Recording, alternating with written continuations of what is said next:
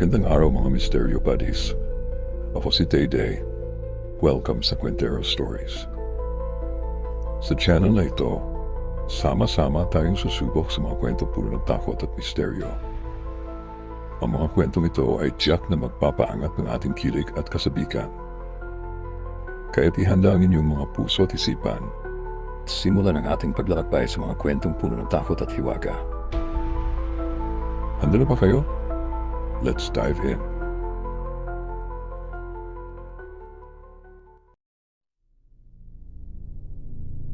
Ang misteryo ng pugon sa Hacienda Santos. Sa malawak na kabukiran ng Hacienda Santos, isang kilalang hacienda sa lalawigan ng Bulacan, matagal nang pinagmamasdan ng mga lokal ang kanilang karaniwang pamumuhay. Ang pamilya Santos na mayaman at makapangyarihan ay kinikilala sa kanilang pag-aari ng malalawak na lupain at isang lumang pugon na ginagamit sa paggawa ng mga tisa at iba pang gamit. Ngunit sa kabila ng kanilang karangyaan, may isang matagal na misteryo ang bumabalot sa asyenda. Ang mga mahiwagang pagkawala ng mga trabahador na tila walang iniwang bakas. Ang pugon ay ang sentro ng produksyon ng asyenda. Ngunit isa rin itong madilim na tagkuhan ng mga lihim. Marami ng kuwento ng mga nawawalang tao na huling nakita malapit dito. Subalit walang konkretong ebidensya na nag-ugnay sa pugon sa kanilang pagkawala. Ang mga investigasyon ay laging humahantong sa wala na tila walang kinalaman ang pamilya Santos. Hanggang sa isang araw dumating ang isang pagitong investigador na handang iltad ang katotohanan. Si Daniel ay isang batang inspektor mula sa Maynila na itinalaga upang investigahan ang mga pagkawala sa Hacienda Santos. Baguhan man, hindi siya natitinag ng takot o impluensya ng mga mayayamang tao. Kaagad niyang napansin ang hindi pangkaraniwang katahimikan ng mga lokal sa bayan. Tuwing tinatanong niya ang mga trabahador tungkol sa mga nawalang tao, tila nawawalan sila ng gana na para bang may takot na bumabalot sa kanila.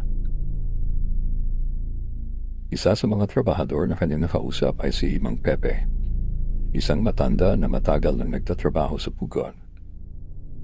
Napansin ni Daniel ang tila pag-aalangan ni Mang Pepe na sagutin ang kanyang mga tanong. Kapansin-pansin din ang paraan ng mga tao sa pag-iwas kapag natatanong tungkol sa pugon. May mga usap-usapan sa baryo na tila may masamang espiritu sa lugar, ngunit si Daniel ay hindi naniniwala sa mga pamahiin. Sa kanyang pag-iimbestiga, natuklasan niya na ang pugon ay tila higit pa sa isang simpleng kasangkapan sa paggawa ng tisa.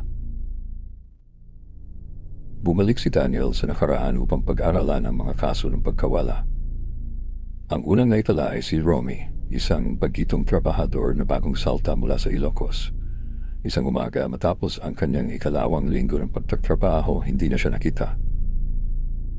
Ang kanyang mga gamit ay naiwan sa kanyang barong-barong, ngunit walang lumang palatandaan ng kanyang paglisan.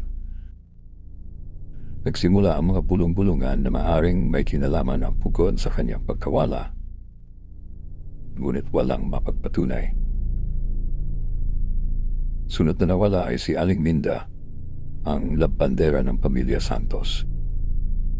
Isang gabi, matapos niyang ihatid ang malinis na mga damit sa mansyon, hindi na siya muling nakita.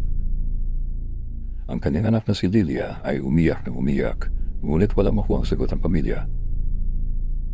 Muli, napunta ang pansin sa pugon, ngunit walang ebidensya ng krimen. Sa bawat pagkawala, tila mas lumalalim ang misteryo ng asyenda.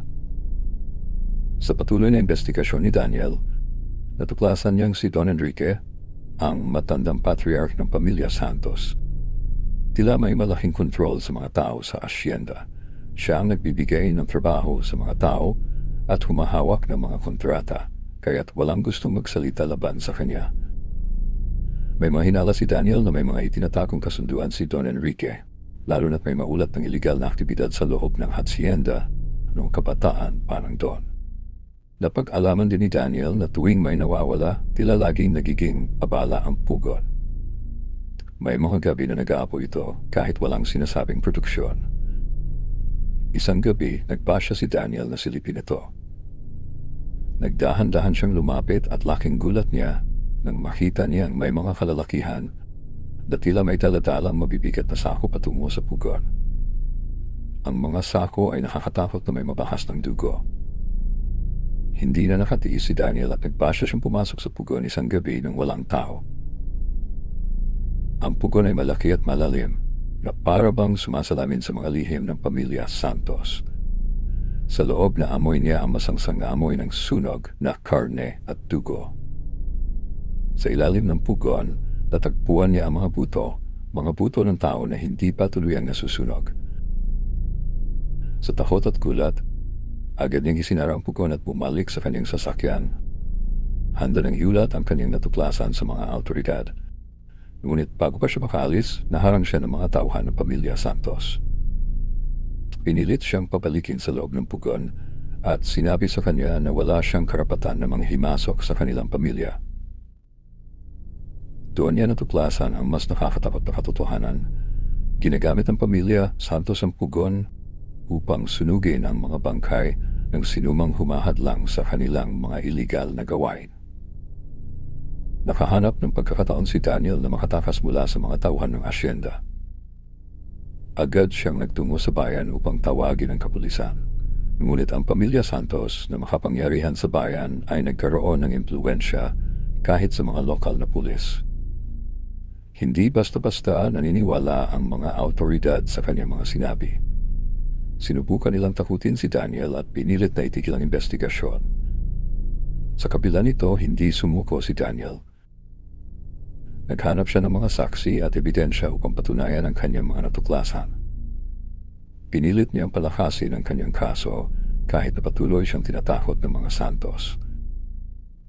Sa kanyang huling pagsisikap, natagpuan niya ang ilang mga trabahador na handang magpatotoo laban sa pamilya. Sila ang mga nakita ng mga bangkay na isinakay sa mga sako at sinunog sa pugon. Sa wakas, sa tulong ng mga saksi at ebidensya, natagpuan ng mga awtoridad ang mga labi ng mga nawawalang tao sa ilalim ng pugon. Naresto si Don Enrique at ang kanyang mga tauhan at tuluyang isinara ang Hacienda Santos. Ang pugon na dating simbolo ng kanilang kapangyarihan ay naging isang tanda ng kanilang pagbagsak. Ang bayan ng Bulacan ay nagdiwang ng hustisya. Ngunit ang alaala ng mga nawala ay mananatiling isang madilim na bahagi ng kanilang kasaysayan. Sa likod ng mga taniman ng asyenda, nagpatuloy ang buhay ng mga tao. Ngunit ang pugon ay nanatiling isang palatandaan ng kasamaan na minsang naghari sa kanilang bayan. At bago po tayo magtapos, sa labas, luha ang katumbas, tawag ng puso, walang sagot sa'yo. salamat mga Misteryo Buddies sa pagsama sa akin sa kwentong ito dito sa Kwentero Stories. Anong mga bagay ang nagbigay sa inyo ng takot o kakaibang pakiramdam? Ay comment nyo lang sa ibaba. Kung nagustuhan nyo ang narinig, huwag kalimutang mag-subscribe at i-hit ang notification bell para updated kayo sa mga susunod na kwento. Hanggang sa muli, mag-ingat at patuloy na sumubaybay sa mga misteryo ng gabi.